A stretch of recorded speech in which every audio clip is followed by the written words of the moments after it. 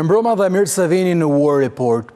Armiku i armiku tim është miku im. Me këtë shprehje do dua ta nis mbrëmjen e sot me emisionin ku do të zhvendosemi nga çështjet e aktualitetit për të folur tashmë mbi balancat e forcës dhe sigurisë, por kësaj here në detin Egje.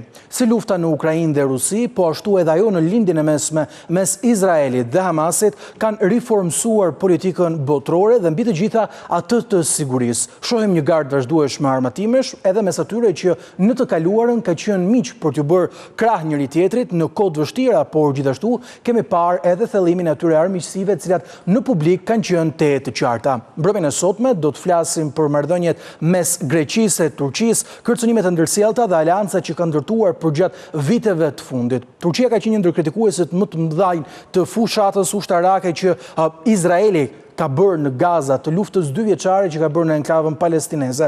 Nga ana tjetër, Turqia ka qenë një ndër vendet i cili e kanë ndihmuar Benjamin Netanyahun, duke lejuar atë të kalojë mbi hapësirën e tyre ajrore kur bëri vizitën e tij zyrtare në Hungari, e nga ana tjetër ka marrë shpërblimin marrëveshje ushtarake, të cilat do ta ndihmojnë atë të shtojë armatimet e saj, duke përfshirë një mbrojtje raketore si Iron Dome, e cila pritet të mbërrijë në Athinë, sipas asaj që shkruajnë mediat ndërkombëtare, por gjithashtu edhe sisteme raketore. Nga ana tjetër kemi parë përgjatë ditëve të fundit një marrëveshje e cila shkaktoi kuriozitet. Turqia era dakord me Mbretërinë e Bashkuar për të blerë 20 avion Eurofighter Typhoon në një marrëveshje financiare me vlerë 8 miliard pound. Marrëveshja u nënshkrua nga Keir Starmer, i cili mbërriti në Ankara në vizitën e tij të parë zyrtare si kryeministër i Mbretërisë Bashkuar, ku u takua me Recep Tayyip Erdogan. Këto avion janë të rëndësishëm dhe duhet thënë që janë ndoshta avionët më të mirë që ka aktualisht Europa sa i përket zbulimit, sa i përket misioneve të ndryshme për të marrë të dhëna, por gjithashtu edhe përplasjeve të armatosura në ajër. Janë përdorur në misione të ndryshme duke përfshirë vitin 2011 në Libi, por gjithashtu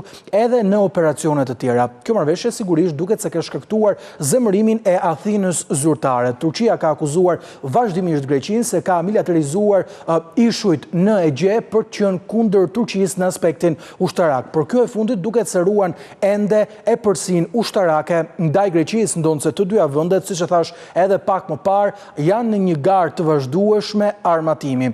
Teksa Turqia fokusohet për blerë 20 avion Eurofighter dhe sipas mediave ndërkombëtare bëhet fjalë edhe për një paketë tjetër ushtarake me municione, Greqia duket se ka gjetur shpëtim ose më saktë një krah të ngrohtë tek Izraeli. Në vitin e kaluar u raportua se kishte një marrëveshje të nënshkruar mes dy palëve për Athinën zyrtare që të blinte nga Izraeli të paktën 600 milion euro armatime. Në mesin e këtyre armatimeve do të ishin të paktën, sipas asaj që raportojnë mediat ndërkombëtare, 36 sisteme artillerie raketore Puls nga Izraeli, ndërkohë që Greqia synon të marrë edhe Iron Dome, sistemin më të avancuar në mbar botën për mbrojtjen raketore. Por do të mbetemi tek sistemi raketor Puls, është një sistem i cili është krahasuar shpeshherë edhe me HIMARS që zotrojnë Shtetet e Bashkuara të Amerikës për shkak të rrezës së tij të veprimit që shkon deri në 300 kilometra, për shkak të predhave të ndryshme apo raketave të ndryshme që mban me kalibër 122 mm, 160 mm, 306 mm,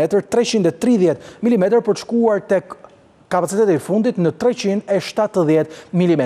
Dua të ndalem në pjesën e parë të War Report përpara analizës që do të bëjmë me ekspertët tanë ushtarak në një krahasim të drejtë për drejtë, të qartë, të kuptueshëm mbi fuqitë ushtarake si të Greqisë, ashtu edhe të Turqisë. Pika e parë ku do të ndalemi do të jetë tek renditja në mbar botën sa i përket fuqisë ushtarake. Turqia renditet në vend të 9, ndërsa Greqia në vendin e 30. Për të juar më pas sa i përket popullsisë së dy vendeve, Turqia ka një popullsi prej 84.1 milion banorësh, ndërkohë që Greqia ka një popullsi 10.4 milion banorësh. 1/8 e thënë ndryshe në shifra të drejtë për drejta. Për të vjuar tek aspektet e shpenzimeve ushtarake, Turqia shpenzon në mbrojtje të paktën 46 miliard dollar, ndërsa Greqia shpenzon aktualisht 6.5 miliard dollar sa i përket çështjes së mbrojtjes, por edhe të armatimit. Forca totale ushtarake të Turqisë janë 861.000, ndërkohë që Greqia ka 364.000 forca ushtarake, duke përfshirë këtu një nëndarje të tyre.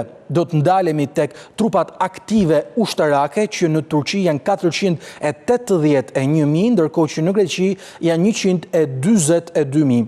Në të gjitha këto slajda, po këto grafike që kemi parë deri tani, kemi parë një përsi të qartë të ushtrisë turke, si pasojë edhe popullsisë, sipërfaqes, por gjithashtu edhe prodhimit të brendshëm bruto, sa i përket të gjitha efekteve që ka dhënë në investimin e ushtrisë. Do të ndalemi në të tjera të dhëna për të folur tashmë për forcat rezerviste. Turqia ka 380.000, ndërkohë që Greqia ka 221.350. Për të vjuar më pas me forcat paramilitare, Turqia 150.000, Greqia 55.000, pra me gati 1/3 është diferenca mes dy vendeve. Vijmë të tjera krahasime, flasim tashmë për tanket cilët përdoren në frontin e betejës, të gjitha llojet e tankeve.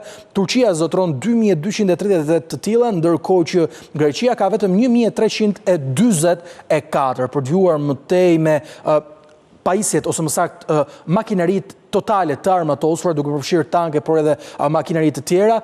Turqia zotron mbi 61.000, ndërkohë që kemi edhe Greqinë, e cila është në po të njëjtin numër, por kësaj here ka një përsi të vogël ndaj Turqisë me qindra prej këtyre pajisjeve apo këtyre mjeteve të armatosura cilat mund të përdoren në çdo moment në frontin e betejës. Vijmë me tjera informacione. Artilleria vetlëvizëse bëhet fjalë për tanke cilat kanë mundësinë që të qëllojnë. Turqia ka 1038 të tilla, ndërkohë Greqia vetëm 589. Shohim prap një shifër e cila ka një diferencë me gati 2 fishin. Shohim tjera informacione. Lëshues raketash, cilët kanë qenë të rëndësishme në këto kohë të sigurisë globale. Turqia dominon me 296 prej tyre, Greqia me 152. Ndërkohë sa i përket mjeteve ajrore, mjeteve cilat fluturojnë në total, Turqia ka 1083, Greqia ka 635. Do të ndalemi në një ndarje specifike të këtyre mjeteve ajrore për të kuptuar se kush dominon sa i përket mundësisë së një fronti beteje.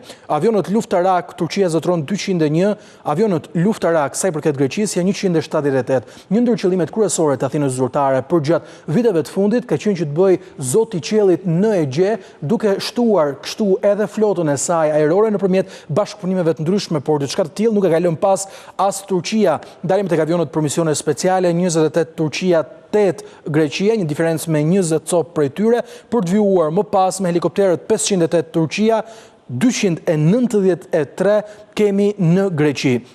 Do të flasim tashmë për helikopteret të aftë për të kryer sulme, 111 në Turqi, 29 në Greqi, një diferencë gati me 3 apo 4 herë mes dy vendeve ku dominon Ankaraja zyrtare. Për të vjuar më pas me dronët, sistemet apo mjetet pa pilot, të cilat janë të afta të kryen sulme. Flasim tashmë për Turqinë, e cila është lider në prodhimin e dronëve Bayraktar, 3598 është kjo shifër e dhënë nga zbulimet më të fundit, ndërkohë që rikujtojmë se ka një prodhim aktiv të këtyre dronëve, ndërkohë Greqia zotron vetëm 145 prej tyre. Vjojmë tek trupat detar apo trupat të cilët mund të punojnë, ose më saktë punojnë në marinën detare të dy vendeve, në marinën ushtarake. Turqia zotron mbi 100.000 trupa, Greqia ka vetëm 30.000, një ndarje kjo e cila sigurisht shihet edhe në bazë të popullsisë, por edhe investimeve ushtarake. Për të vjuar më pas në tjera të dhëna, totali i anive luftarake në Turqi është 182, në Greqi është 192, duke treguar kështu edhe synimin e Greqisë për që jo vetëm Zoti i Qiellit, por edhe Zoti i detit. Ndërkohë flasim për aeroplan mbajtëset, ka një Turqia dhe Greqia nuk ka asnjë prej tyre, dhe për të folur tashmë për nëndetëset, 13 Turqia dhe vetëm 10 Greqia. Të tjera të dhëna janë këto cilat tregojnë pikërisht edhe diferencën ushtarake mes dy vendeve. Për të bërë një analizë të sigurisë, për të kuptuar më shumë rëndësinë e armatimit, rëndësinë e shtimit të investimeve, do të kemi mundësinë që të diskutojmë me ekspertët tanë me njëherë vetëm pas siglës.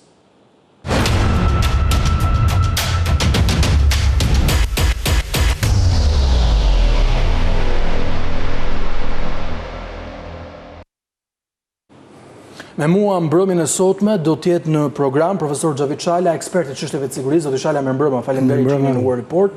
Ndërkohë në një komunikim të drejtë për drejtë do të kemi gjithashtu edhe Ledion Krisafin, ekspert i marrëdhënieve ndërkombëtare dhe një njohës shumë i mirë i armatimeve. Ledion, mirëmbrëma, faleminderit që jeni në program. Mirëmbrëma, kënaqësi. Ndërkohë, profesor, kemi një garë armatimesh për të zotruar Egjeun. Pse po ndodh diçka e tillë mes Turqisë dhe Greqisë, përtej asaj që na ka mësuar historia? Shko, është një rivalitet I hershëm që ka rënjët në histori. Më të fundit mund të përmenim procesin e shpërbërjes perëndërisë osmane, luftën greko-turke 1919-2022 dhe traktatin e Lozanës për traktatin e paqes e Lozanës. Nga jo janë të tëra këto që janë sot, këto rivalitete, por janë dy shtete që janë edhe shtete ballkanike, në një farë mënyrë I ashtojnë Ballkanit edhe ato që kishte mangut Ballkani në aspektin e problematikave në fushën e sigurisë. Gjithsesi, unë do të thosha që ka vitet e fundit ka një garë armatimi, ne kemi trajtuar në këtë studio garën e armatimit edhe në nivelin e shteteve të Ballkanit, domethënë midis Serbisë, Kroacisë, Kosovës, shteteve ndërsi në Ballkan, dhe kjo ka ardhur si pasojë edhe e zhvillimeve të sotme ndërkombëtare, gjeopolitike, ushtarake e tjerë dhe kjo do të thotë që ka një spirale në drejtim të pasigurisë. Pra, disa shtete, kur shohin që njëri shtet armatosur tek ai shtet ngjallet ajo që quhet dilema e sigurisë. Pra, duhet filloj të armatoset edhe ky.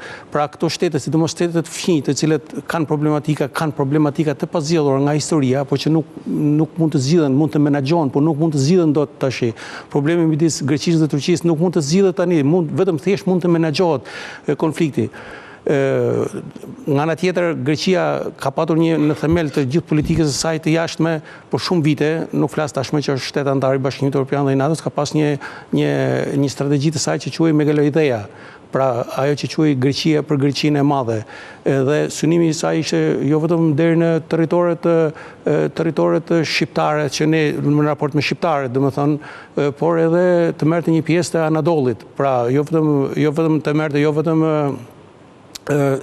Konstantinopolin apo Stambollin e sotëm, por të kishte edhe pjesë, pra thelbi I kësaj teorie është që çfarë ka qenë dikur e perandorisë bizantine duhet jetë sot e Greqisë. Pra greket e quajnë veten pasardhës të perandorisë bizantine, ashtu siç e kanë quajtur edhe quajnë serbët pasardhës të mbretërisë të Stefan Dushanit. Edhe ata po të njëjtën gjë pretendojnë. Po kështu pra ka një ndërthurje të pretendimeve. Nga ana tjetër në Turqia ndodhur pas traktatit Lozanës dhe e vën pak në shpatulla pas murit, pasi gjithë aktorët kryesor evropian mbështetën Greqinë në atë kohë, gjithsesi u arrit të ruhet fal edhe Mustafa Kemal Atatürkut dhe luftës që ai bëri, u arrit që të ruhet të mos dizintegrohej edhe vetë Turqia, pra të mos coptohej edhe vetë Turqia. Pra u rrit ajo. Gjithsesi, kur u ndan në traktatin e Lozanës, ishujt kryesor të Egjeut I takuan Greqisë, pra I mbetën Greqisë ishujt kryesor të Egjeut. Po nuk duhet të harrojmë që një pjesë e këtyre ishujve të Egjeut janë thujse në brigjet e Turqisë. Dhe këtë Turqia ka parë si kërcënim për sigurinë e saj. Në këtë, po Turqia ka qenë një perëndori dhe ju e treguat edhe me dhëna për ushtrinë, pra po ti shohësh gjithë ata ishujt, pjesa më e madhe e ishujve të Egjeut janë ishuj grek, po që janë shumë afër territoreve turke dhe kjo lidhet pastaj me pikërisht dy nga fushat kryesore ku janë përplasjet, pra që janë, po themi, mundësi për rendim të situatës, është kontrolli I ujrave detare, por edhe kontrolli I hapësirës ajrore. Pse? Sepse këtu Greqia duke pretenduar për shelfin kontinental, pra për llogaritjen e saj hapësirës nga ishulli deri në thellësinë 6-12 kilometra për 6-12 milje për hapësirën detare dhe për shelfin akoma më tepër, domethënë të njëjtën gjë pretendon edhe Turqia dhe ky është një problem tashmë që ka ngjecur në detin e Egje. Plus asaj përplasje midis tyre tashmë janë zgjeruar në 10 vitet e fundit edhe në detin e Mesdheut lindor. pra në ishujt e tjerë përbri Qipros dhe synimi... Nuk duhet të ndërpres, por ka pasur një raportim se në operacionin që kreu me titullin Luani i detit për të goditur Iranin, në fakt Izraeli tregoi një përfshirje jo vetëm me Greqinë, por gjithashtu edhe me Çiprin, duke zhvendosur disa prej avionëve më të rëndësishëm të tij ushtarak në Çipër, jo vetëm për gjatë misionit, por edhe për pritjen e sulmit që erdhi kundër sulmit nga Irani. Pra e ka konsideruar një streh të sigurt. Ju e thatë, armiku tim është miku im. Dhe më thënë, Izraeli duke filluar fërkimin me Turqinë, edhe për çështjen e konfliktit fundit që ne edhe mund ta trajtojmë në Gaza, duke e thelluar, gjeti synon gjithmonë që me kundërshtarin e Turqisë të krijojë aleancë, dhe këtë aleancë e ka edhe sot, ka një aleancë në fushën e sigurisë, nuk po them edhe në fushën e mbrojtjes, po në fushën ekonomike ka me Greqinë. Pra duke krijuar një trekënç interesant, Greqi, Çipër, me pas Izrael, Egjipt. Pra, sidomos për pas vitit 2010, nga kërkimet që janë bërë në detin në Mezeun Lindor, janë zbuluar rezervat të pafundme naftë dhe gazi, pra që bëhet fjalë që nuk kanë filluar të shfrytëzohen, por që duhet të shfrytëzohen më pas. Por për shelfin kontinental dhe për këto ujëra kanë pretendime pothuajse gjithë këto shtete. Në këto kushte Turqia ka krijuar edhe ajo është përpjekur që të jetë shumë aktive dhe ka një doktrinë të vetën, një doktrinë të shpallur që në vitin 2006, po që është bërë pjesë e politikës së jashtme dhe të mbrojtjes të Turqisë në vitin 2-3 vite përpara, domethënë. Sipas kësaj doktrine që quhet Vatani Blu ose Adheu Blu ose Mavi Vatan që i thonë turqit, ajo synon të zhvillojë dhe të mbrojë interesat turke në 3 detrat, në detin Egje, në detin Egje, në detin e Zi dhe në Mezeun Lindor. Pra, synimi është që të mbrojë interesat turke dhe turqit në këtë rast pretendojnë që këta kanë të drejtat e tyre natyrore, jo në shumë pjesë të detit të bëjnë fjalë për rreth 426.000 km2 det. Pra pretendojnë që ta ushtrojnë të drejtën e tyre në fushën ekonomike dhe në fushën e mbrojtjes. Pra në një farë mënyrë kjo është situata, por unë nuk mendoj sepse sot jemi në kohra të tjera, domethënë mund të ketë. Nuk mund të themi që jemi në prag të një përplasje turko-greke, por fakti që tashmë ka filluar një spirale armatimi mund t'i bën këto që të kenë mundësi që të hapet një shteg diplomacisë më tepër për ta. Duket se nuk po ndodh në këto momente duke pasur parasysh. Po sepse ka edhe kriza tjera, ka edhe krizat e tjera. Ndërkohë, Ledion, duat kuptoj pse po vinë të gjitha këto përplasje për të treguar forcën dhe duat ndalim në 2 elementë të rëndësishëm. Vetëm pak muaj më parë, Benjamin Netanyahu tha, unë jam i gatshëm të godas edhe Stambollin nëse militantët e Hamas fshihen atje. Tensionet mes Turqisë dhe Izraelit përgjatë 2 viteve të fundit kanë qenë më të dukshme se kurrë. Nga ana tjetër duket se kemi Greqinë e cila po përfiton nga kjo situatë, apo jo? Po, Greqia ka disa vite në fakt ka krijuar një aleancë goxha ngushtë me Izraelin, madje bëhet fjalë për në vitet në vazhdim që do të ketë edhe një angazhim shumë të madh në fushën e mbrojtjes mes dy palëve. Për shembull, Greqia është duke ose ka menduar, kanë planifikuar për të investuar në një sistem mbrojtjes të ngjashëm me atë Iron Dome-in e famshëm në Izraelit, që në Greqi do quhet mburoja e Akilit, mos gaboj, është një investim rreth 25 miliard dollarësh. Mendoj që qëndrimi i Greqisë në këtë rast ndaj Turqisë është më shumë reagim se sa ofensiv, si thua. Në këtë rast, pra Greqia ka për qëllim të ruaj status quo-n në Egje dhe atë që është në momentin që është vendosur nga Trakati i Lozanës. Si Greqia, sidomos po dhe Izraeli deri diku, ja sillen në këtë mënyrë ndaj Turqisë në lidhje me si pasojë veprime që Turqia ka bërë. Mbi gjithë ato që edhe profesori përmendi çështjet për lidhjen e shelfit kontinental, kërkesa e Turqisë për të bërë shpime për naftë në zona ujore që Greqia mendon se nuk ka të drejtë të bëjë këto shpime. Tjetra është fakti që Turqia prej vitesh ka kërkuar një lloj, le të themi, rinterpretimi të Traktatit të Lozanës në lidhje me ujërat detar dhe ato miljet e famshme nga bregu, sepse Traktati i Lozanës në fakt është shumë i qartë në këtë pikë në lidhje me Egjeun, ku thotë që Turqia përtej 3 miljeve heq dorë nga sovraniteti i saj, pra vetëm deri në 3 midje ka sipas traktatit të Lozanës, dhe Turqia ka kërkuar të bëjë një lloj rinterpretimi të temit të këtij traktatit, ndërkohë që Greqia thash përpiqet të ruajë status quo-n e traktatit sepse i intereson, sigurisht është favorin e saj status quo-ja e traktatit të Lozanës. Jam dakord me idenë që nuk po shkojmë drejt një përplasje, o po shkojmë drejt një garet shumë të madhe armative, që vërtet dhe përpiqet sidomos Greqia në vjet në vazhdim të investojë dhe më shumë. Turqia sigurisht ka pjesën e saj të investimit. Në atë paraqitje të dyja palëve që ju bët pjesë ushtarake, unë mendoj që sidomos pjesa ajrore, forcave ajrore është shumë e rëndësishme në një gjeografi të tillë siç është ajo e Greqisë dhe Turqisë, sepse nëse do kishim hipotetikisht një përplasje të mundshme mes dyja palëve, do të ishte mbi të gjitha një përplasje ajrore. Dhe kjo ka bërë që Greqia të mundohet të mbajë gjithmonë një lloj balance me Turqinë, pra të investojë në forcat ajrore, të investojë në avionë të rinj, të investojë në mbrojtjen ajrore, pikërisht për të mbajtur këtë balancën me Turqinë, sepse di shumë mirë që një gjeografi e tillë si ajo e Turqisë dhe e Greqisë le pak mundësi për një luftë toksore mes palëve. Kufiri toksor mes palëve është shumë i vogël në Ja, unë dua të tregoj pak në hartë, le diun pat ndërprerë çështjen e kufirit ekonomik, i cili në një grafik të ngjashme do të vinte në një të tillë mënyrë duke i lënë pjesën më të madhe. Është edhe më thellë madje. Dia është edhe më thellë akoma. Është edhe më thellë të Egeut dhe duket sikur kemi një Turqi e cila është tërësisht rrethuar. Ideja ka qenë që dhe traktatit të Lozanës ka vendosur vetëm 2 ishuj nga ata ishuj që janë ishuj shumë të vegjël, që quhen Imbros dhe Tenedos, këta janë 2 ishuj të vetëm të cilët i lanë Turqisë, gjithë ishujt e tjerë i dhanë Greqisë, dhe ata 2 ishuj në fakt ka pasur një vullsi greke, megjithse për arsye të ndryshme kjo vullsi greke tashmë nuk është më aty, është larguar, është dëbuar, ka shumë arsye.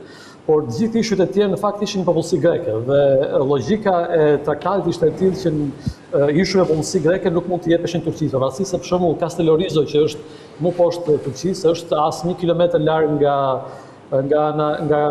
toka turke në këtë rast. Kështu që jemi 2 palë të ndryshme, si thua në një farë mënyrë. Pra grekët mundojnë të ruajnë situatën kështu siç është, sepse ju intereson kjo situatë siç është, me shelfin kontinental, me ujëra detale të tjera, ndërkohë që turqit mundojnë të bëjnë një rinterpretim.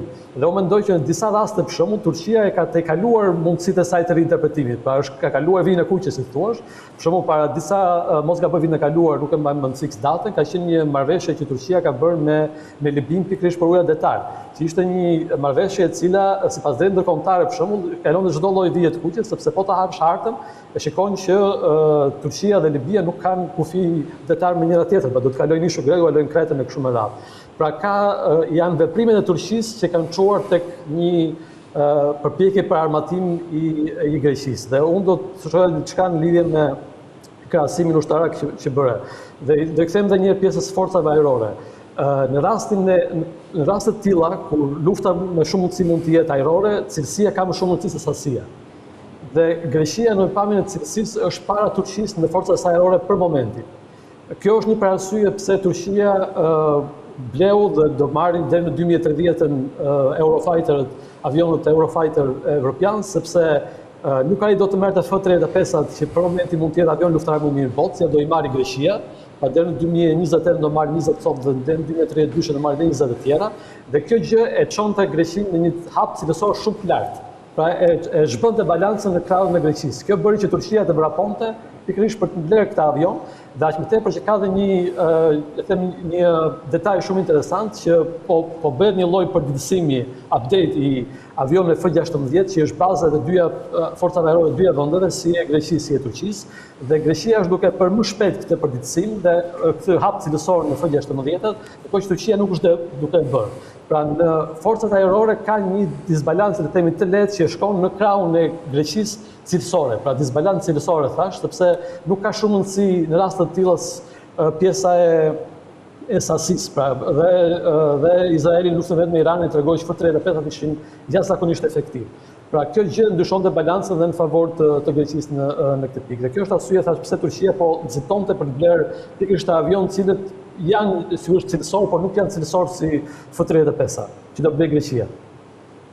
Te qartë. Në fakt është thënë, Greqia ka synuar prej kohësh që të jetë mbreti i qejve profesor. Ndërkohë, dua të flas pak për situatën gjeopolitike, dua të ndalim së bashku me të gjitha lëvizjet e fundit. Kemi parë një Izrael profesor i cili nuk ka nguruar që të godas armiqt rajonal, e siç e thash edhe pak më parë, Benjamin Netanyahu ka bërë qartë se në luftën e tij kundër terrorizmit do të shkojë kudo. A do të profitojë nga një situatë të tensionuar me Greqinë për të shkuar edhe drejt Turqisë? Raportet midis Izraelit dhe Turqisë kanë lëvizur midis dashurisë dhe urrëties. Ka patur momente që ata kanë patur raporte të shkëlqyera dhe bashkëpunim ekonomik, bashkëpunim ushtarak, sidomos edhe bashkëpunim në fushën e inteligjencës. Pra për shkëmbimin e informacioneve, për luftën kundër terrorizmit e tjera e tjera. Por këto probleme kanë filluar të rëndohen sidomos pas blokadës së detare që Izraeli vendosi për Gazan. Ka patur një incident në atë kohë rreth vit 2012-13, mos gaboja, ose 14, ku një anije e ngarkuar mbushur me aktivist për të drejtat e palestinezëve, por edhe me ndihmë humanitare u sulmua nga Izraeli dhe aty pati pastaj u acaruan më njëherë marrëdhëniet midis këtyre dy shteteve. Në ditët e sotme marrëdhëniet thuajse janë në kulmin në majët më të prehta të tyre, janë në kulmin e acarimit për shkak se me fillimin e luftës në Gaza, Izraeli dhe në fakt këtu shteti turk në një moment të caktuar doli hapur në mbrojtjet të Hamasit, gjë që nuk kishte bindë ndesh edhe me mendimin apo me dënimin që i bëri gjithë bota aktit të Hamasit. Ata fillimisht nuk u distancuan hapur nga sulmi i Hamasit, nga sulmi terrorist.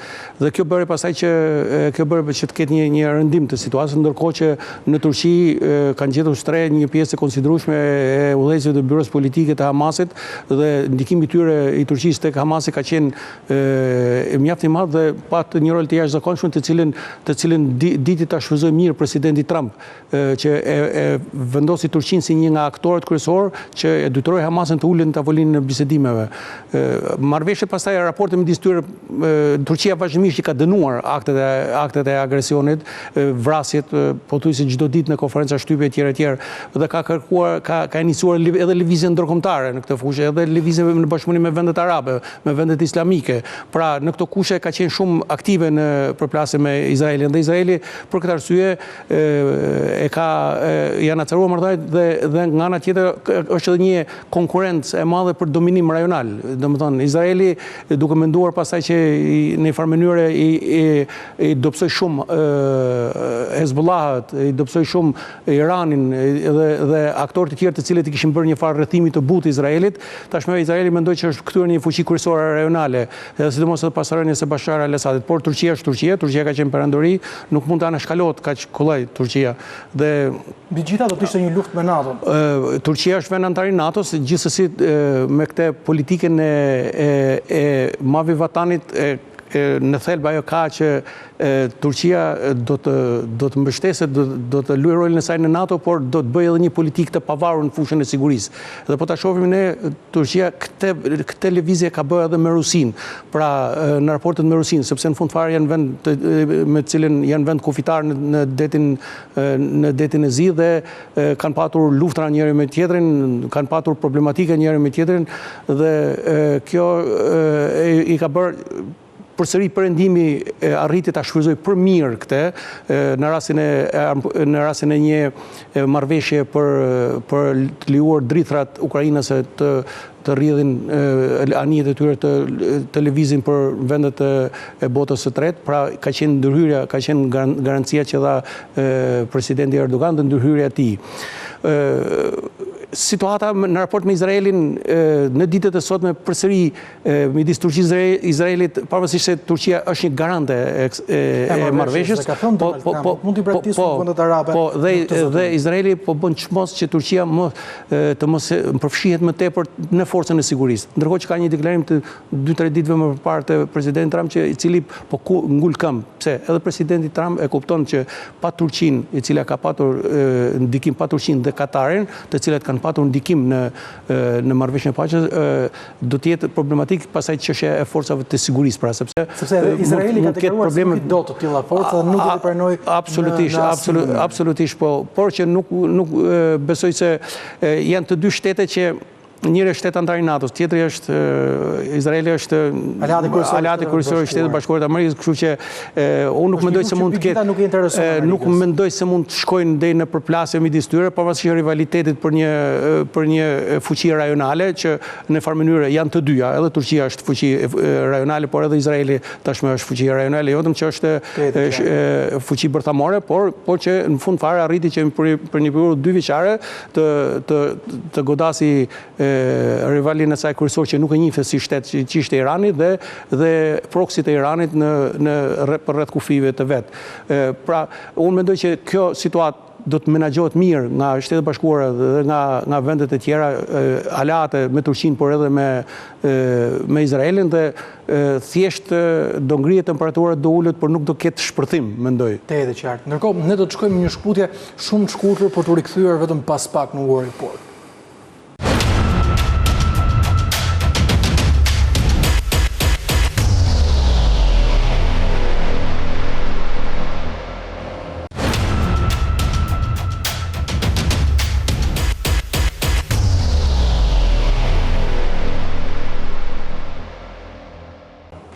Rikthehemi në këtë pjesë të dytë të programit, ku po diskutojmë balancën e sigurisë, por mbi të gjitha të forcës në detin e Egje me Turqinë, e cila vendosi sfundmit ketë, ose më saktë, arriti një marrëveshje me Mbretërinë e Bashkuar për blerjen e 20 avionëve Typhoon Eurofighter. Nga ana tjetër duket se me marrëdhënie të ngushtë po vijojnë edhe relatat mes Izraelit dhe Greqisë, referuar të gjitha zhvillimeve më të fundit. Duhet ndalem sërish tek Ledion Krisafi. Ledion, më the pak më parë se rëndësia më e madhe, ose më saktë avantazhi më i madh që kanë aspektin e armatimeve Greqia lidhet me avionët luftarak dhe me cilësinë e tyre. Duhet kuptoj pak më shumë tashmë në rast të një frike, të një përshkallëzimi, kush ka avantazh më të lartë strategjik sipas terrenit? Një luftë e mundshme dhe hipotetike mes Turqisë dhe Greqisë do ishte një luftë ajrore, pa diskutim, sepse kufiri i tillë, gjeografia është e tillë mes të dyja palëve. Dhe ideja ka qenë që Greqia gjithmonë ka dashur të themi që pjesën ajrore të ketë minimumi balancën me Turqinë.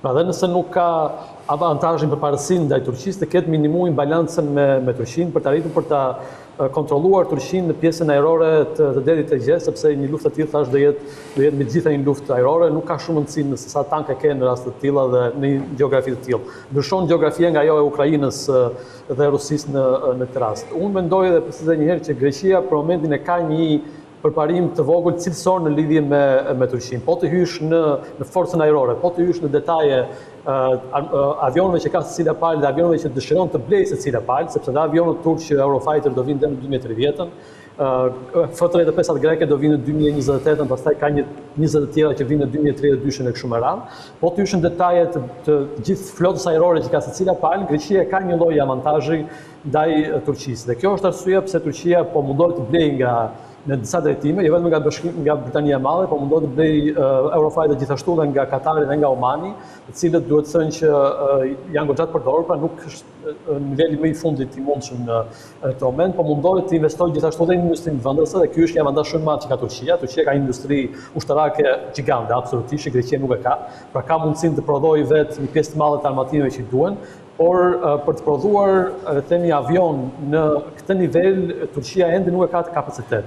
Ka prej vitesh po punon për një avion që mos gaboj emri quhet Kan, i cili supozohet të jetë një avion i brezit të 5, por ende nuk është në nivelin, si thua, për ta nxjerrë, për ta prodhuar në mënyrë masive, mund të duhen dhe paktën 20 vjet, më sa kam lexuar unë, paktën 20 vjet për të prodhuar në mënyrë masive një avion të tillë nëse do arrijë në atë pikë. Dhe kjo është arsyeja pse po vrapon, po nxiton për të bërë pikë kësaj avion, sepse edhe turqët dinë shumë mirë që një konflikt i mundshëm me Greqinë do të ishte një konflikt ajror, pa diskutim. Dhe ka dhe një çështje që u përmend shkarazi në këtë pikë mes Greqisë dhe Turqisë, është çështja e Kipros. Nuk është thjesht çështja e shef kontinental, ujrave detare të Lozanës, por është çështja e Kipros mbi të gjitha mes të dyja palëve, e cila është një çështje që është e pazgjidhur për momentin, sepse Turqia që nga 74 mban të pushtuar pjesën veriore të Kipros, nuk ka një marrëveshje se si do jetë e ardhmja e Kipros, do shkojnë dy shteteve, do shkojnë dhe një shteti të përzier turko-grek e kështu me radhë. Pra kjo është një çështje e cila për momentin ka ngrirë, pra që në 74 ka ngrirë dhe kur Kipro u fut në Bashkimin Evropian që u bë një përjashtim i jashtëzakonshëm në këtë rast, pra u fut një vend i cili ka një problem gjigant në territorin e vet, 1/3 e territorit është e pushtuar nga një fuqi tjetër, dhe ne nuk e dimë si do shkojë çështja e Kipros, pra mund të shkojë edhe një konflikt të mundshëm. Nuk përjashtohet mundësia që Greqia e Turqia të shkojnë me njëra tjetrën pas 5 vjetësh, 10 vjetësh, 15 vjetësh apo 20 vjetësh një konflikt të mundshëm përballë njëra tjetrës për çështjen e Kipros. Dhe Greqisë në këtë konflikt të mundshëm në lidhje me Kipron, i duhet forca ajrore që po ndërton, sepse forca ajrore zakonisht ndërtohen për disa dekada. Pra nëse blihet një avion sot ose një flot avionësh, blihet për të mbijetuar 20 vjet, 30 vjet. Për shembull, Rusia ka bombardues që të viteve 60, që vazhdojnë bombardojnë edhe sot ato Tupolevet, për shembull, vazhdojnë bombardojnë edhe sot si ne flasim në Ukrainë. Ndërkohë që diskutojmë, çfarë do të sillte një konflikt brenda NATO-s për Aleancën Veriatlantike? Flasim për 2 anëtarë të NATO-s. Mundësia është, le themi, shumë e vogël të ndodhë në të ardhmen e afërt, pa diskutim. Ne nuk e dimë si mund të jetë një konflikt mes vendeve të NATO-s, sepse nuk ka ndodhur ndonjëherë. Greqia dhe Turqia kanë shkuar shumë afër, mos gaboj në 94-ën. Një konflikt të tillë, i cili u ezaurua në atë rast, pra ne nuk e dimë se si mund të jetë një konflikt brenda NATO-s, sepse nuk ka ndodhur asnjëherë. Por Greqia përtej, le të themi, investimeve ushtarake dhe përtej marrëdhënieve që ka bërë me Izraelin, ka bërë një marrëveshje shumë interesante, mos gaboj vitin e kaluar para 2 vjetësh me Francën. Ka bërë një marrëveshje me Francën, në cilën nëse një prej vendeve sulmohet, do të thotë që vendi tjetër i shkon në ndihmë ushtarakisht. Do të thotë që nëse sulmohet Franca do të shkojë në ndihmë Greqia, nëse sulmohet Greqia do të shkojë në ndihmë Franca. Dhe në logjikën e NATO-s, një marrëveshje e tillë nuk ka nevojë, sepse ti ke këtë marrëveshje të tillë brenda NATO-s. Pse çfarë të duhet një marrëveshje shtesë me Francën, kur e ke, le të themi, thelbi i NATO-s ky është në fundit. Pra kjo do të thotë që në këndvështrimin e Greqisë, në rastin e mundshëm të një konflikti me Turqinë brenda NATO-s, ndoshta NATO nuk do funksionojë siç funksionon me një shtet jashtë NATO-s. Dhe prandaj duhej një marrëveshje tjetër me Francën, pikërisht brenda NATO-s për të siguruar dhe më shumë Greqinë. Pra është një çështje e pa testuar ndonjëherë, si thuaç, në terren, dhe Greqia në anën e saj ka marrë masa, si thuaç, me këtë marrëveshje që ka bërë me Francën, por edhe me marrëveshjet që është duke bërë me Izraelin për çdo rast të mundshëm. Sepse ne nuk e dim sa si është një luftë mes dy vendet NATO-s. NATO mund të bëjë shumë gjëra, mos bëjë asgjë. Por ky është një skenar shumë hipotetik për momentin. Në të rast nuk ka për të ndodhur në të ardhmen e afërt, por thashë gjitha çështja e Kipros mund të degenerojë në një moment caktuar në vitet dekadat në vazhdim në një konflikt të hapur mes një tjetrit, sepse në çështje ku të dyja palët janë shumë të lidhura emocionalisht me çështjen e Kipros dhe vështirë të lëshojnë, si thua. E kuptoj Ledion. Ndërkohë, profesor, kjo marrëveshje mes dy vendeve të NATO-s, çfarë sjell? Kjo marrëveshje është nënshkruar në vitin 2021 dhe është pjesë e shqetësimeve të Greqisë për raportet e saj me Turqinë, se ndryshe nuk kishte pse ta nënshkruante një marrëveshje të tillë. Pra është rast i parë që është trajtohet në për këto aleanca që brenda një aleance dy shtete nënshkrujnë prapë një aleancë mbrojtje mes tyre, pra një NATO brenda NATO-s. Kjo do të thotë që ka disa probleme në aleancë të cilat duhen zgjidhur për të ardhmen. E para në rast se është pyetja nëse dy shtete anëtar të NATO-s hyjnë në një konflikt njëri me tjetrën. Deri tashmë nuk ka procedura NATO se si mund ta zgjidhë. Kjo mund të kërkojë pastaj që të bëhen zgjidhje të duhura që të ketë një organ vendimarrës ose një procedurë që të thotë që nëse dy shtetet anëtare janë në luftë, çfarë zgjidhje do të jepet. Pra ka ardhur koha që të mendohet edhe për këtë, sepse e përmend edhe Ledioni që në rastin e Kipros pothuajse dy ushtrit pothuajse hyn luftë njëra me tjetrën, pra dy shtete antar të NATO-s. Pra që është e domosdoshme që të mendohet për një zgjidhje të tillë, deri tashmë këto janë zgjidhur nëpërmjet diplomacisë dhe presionit të fuqive kryesore, sidomos në rastin konkret të Shtetet Bashkuara të Amerikës. Gjithsesi, traktati i NATO-s pas kaq viteve që kur është nënshkruar, mund të ketë nevojë për rikshikime, pra për plotësime në këndvështrimin tim. Dhe ky është një nga ato raste tipike që duhet nesër mund të kemi probleme me shtete tjera në Europën qendrore, në Europën lindore, që kanë probleme njëra me tjetrën, por që situatat po shohim që edhe duke qenë antar të një aleance, shtetet nuk është se po dobësohet ajo tendenca e konfliktit. Ne kemi pas raste që u zgjidhen në kultura kësaj çështje është të zgjidhen nëpërmjet arbitrazhit, por të zgjidhen nëpërmjet strukturave ndërkombëtare gjyqësore, po e themi gjykatës ndërkombëtare drejtësisë etj. Kemi rastin për shembull të përplasjes për territore midis Kroacisë dhe Slovenisë. Slovenia në atë kohë e bllokoi antarësimin e Kroacisë në Bashkimin Evropian. E bllokoi për shkak të bile për një pjesë të hapësirës detare që ishte kjo. Gjithsesi, të dy shtetet u morën vesh dhe e dorëzuan këtë si çështje të zgjidhet në arbitrazhin ndërkombëtar ose në gjykatat ndërkombëtare. Kur zgjidhet kjo punë është mirë. Rasti i Turqisë për shembull që është shtet antar i NATO-s dhe rasti i Greqisë që është shtet antar i NATO-s për të zgjidhur problemin e konfliktit për çështjet e hapësirës detare, për shelfit kontinentale dhe për probleme tjera që kanë ato në raport me detin, nuk mund të zgjidhet për momentin sepse Turqia nuk është nënshkruese e konventës për të drejtën e detit. Pra Turqia qëllimisht nuk e ka nënshkruar atë konvent, sepse që pas traktatit Lozanës, Turqia gjithmonë ka patur pretendimet e saj që i është bë padrejtësi, pavarësisht se një pjesë e popullsisë së ishujve është me popullsi greke, ishuj që kanë qenë, por nuk duhet të harrojmë që edhe Greqia ka qenë pjesë e perandorisë osmane, dhe nuk mund të jetë ky argumenti që të përdoret që meqense këta ishujt këtu në kufi me Greqinë janë grek, atëherë i takon Greqisë kjo, sepse atëherë i bie që pse perandoria osmane nuk bëri spastrim etnik, pra që të largonte banorët të spastronte ishujt në kufit të vet, të spastronte nga popullsia greke. Pra kjo logjik nuk funksionon në rastin e kështu që kryesorja do të gjejnë çfarë zgjidhje do të jepet kësaj, pra dhe zgjidhja do të jetë vazhdimisht, pra nëse të dy palët besojnë në drejtsinë ndërkombëtare, gjë që besimi në drejtsinë ndërkombëtare po vjen posbehet. Kemi një NATO të përçarë, një bashkim përçarë. NATO në këtë kushte është pak më në kushtet e luftës me Ukrainë, Rusi është bërë solide, por që duhet të zgjidhë edhe këto probleme. Pra. Mungon pikërisht bashkimi. Po, se nëse luftojnë secili për vete, Zoti për gjithë, pastaj normalisht që nuk do ketë ato rezultate të pritshme. Ju përmend raportin, domethënë, kësaj aleance të vogël. Franca ka qenë historikisht në një pozicion antiturk. Domethënë, e kanë pasur gjithmonë. Nuk dua të sërish një batut me këtë gjë, ishte pamje Erdogan që gati sa si shkuli gishtin Macron në Tiranë. Po, ajo boni gjirën e botës, ajo pamje. Dhe Franca gjithmonë ka qenë në krah të Greqisë, nuk diskutohet, edhe më herët, domethënë që në kohën kur Greqia fitoi pavarësinë edhe në vazhdimisht edhe në luftën kundër Turqisë etj. ka qenë gjithmonë. Dhe sidomos pozicioni i Francës ka qenë shumë antiturk në kohën kur Turqia nënshkroi ato marrëveshjet për paraantarësimin e Bashkimit Evropian, sepse Turqia ka qenë një nga vendet kandidate që kanë nënshkruar këto herët, domethënë që në vitet 60 e sa, domethënë ka qenë vend kandidat dhe mbeti gjithë jetën kandidat. Saqë në fund u mërzitën turqit dhe thanë nuk duam të jemi kandidat. Nuk duam të jemi më kandidat. Pse? Sepse perëndimi e paragjykoi, ka qenë sidomos Franca. Sidomos në çdo rrethana Franca e ka paragjykuar dhe Europës nuk i duhet ajo ideja e Europës një aleancë krishterë. Pra që nuk i duhet një vend islamik edhe për këtë arsye Turqia s'mund të pranojë. Por Europës i duhet Turqia.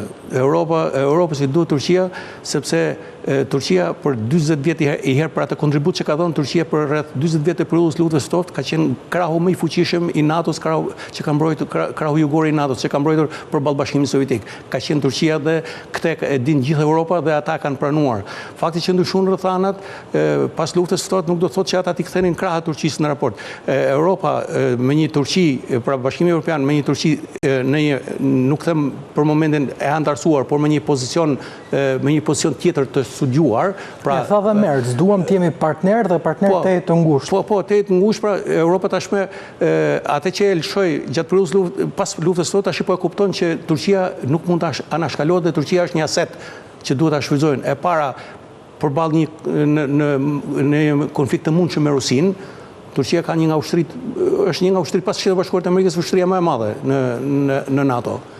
E përmend edhe Legjoni është shteti që ka industrinë ushtarake pothuajse nga më të fuqishmet.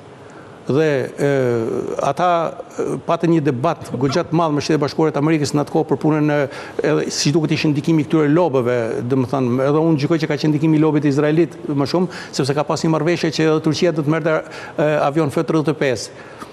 Por që më pas ju mohuan dhe në kundërpesh Turqia pastaj mori nga Rusia sistemin raketor S-400 dhe këtu pastaj filloi çarja e madhe.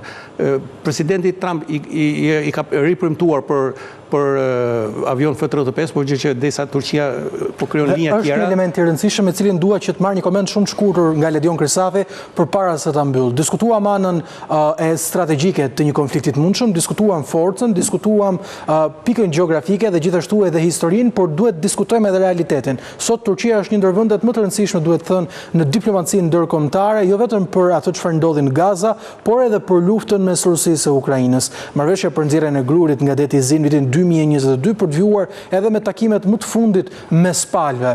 Në këtë konflikt që ka me Greqinë, kush është avantazhi diplomatik i Turqisë? Avantazhi diplomatik më i madh i Turqisë në fakt është marrëdhënia që ka me Shtetet Bashkuara. Në këtë rast, dhe Shtetet Bashkuara vështirë që mund të lejonin, si thua, si Greqinë ashtu dhe Izraelin të vepronin kundër Turqisë. Apo dhe Turqia nga ana tjetër vështirë se mund të vepronte kundër Greqisë apo Izraelit pa marrë një miratim nga Shtetet Bashkuara. Dhe Turqisë duhet bashkëpunim me Shtetet Bashkuara.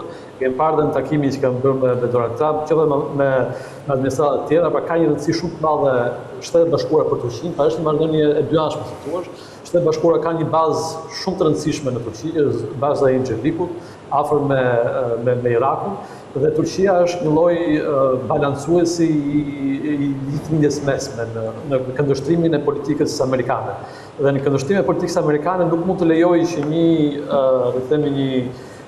një alat kaq i ngushtë që është Turqia të dalë nga shina, dhe të rrezikojë gjithë strukturën që Shtetet Bashkuara kanë ndërtuar në lindjen e mesme.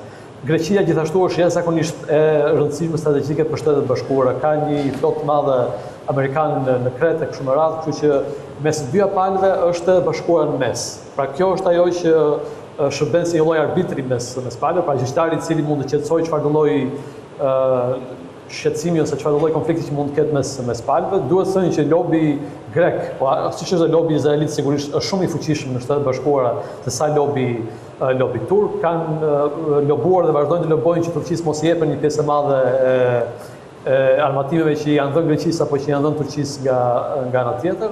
Por Turqia, si thua, shpesh tha profesori që shpesh mundohet të bëjë një politikë që është përtej NATO-s. Ky mund të jetë gabimi her pas here që bën Turqia, siç bëri me blerjen e sistemeve S-400. Pra ideja është që je rëndësishëm për Shtetet Bashkuara siç për NATO-n, por mos dil shumë nga data, si thua, mos kalo kufirin. Në këtë rast. E qartë. Ledion Krysafi, faleminderit që ishe mbrëmjen e sotme në War Report. Profesor, gjithmonë kënaqësi të ndajmë së bashku diskutimin mbi çështjet e sigurisë, mbi atë që është kryefjalë sa i përket edhe çështjeve gjeopolitike. Kemi mbritur kështu në fund të War Report edhe për mbrëmjen e sotme. abcnews.al është adresa ku ju gjithmonë mund të informoheni të parat mbi zhvillimet e fundit nga vendi, rajoni e botës, si dhe mund të sintonizoheni me ne në Radio ABC 105 FM. Faleminderit për vëmendjen tuaj. Bashkë natën e mirë.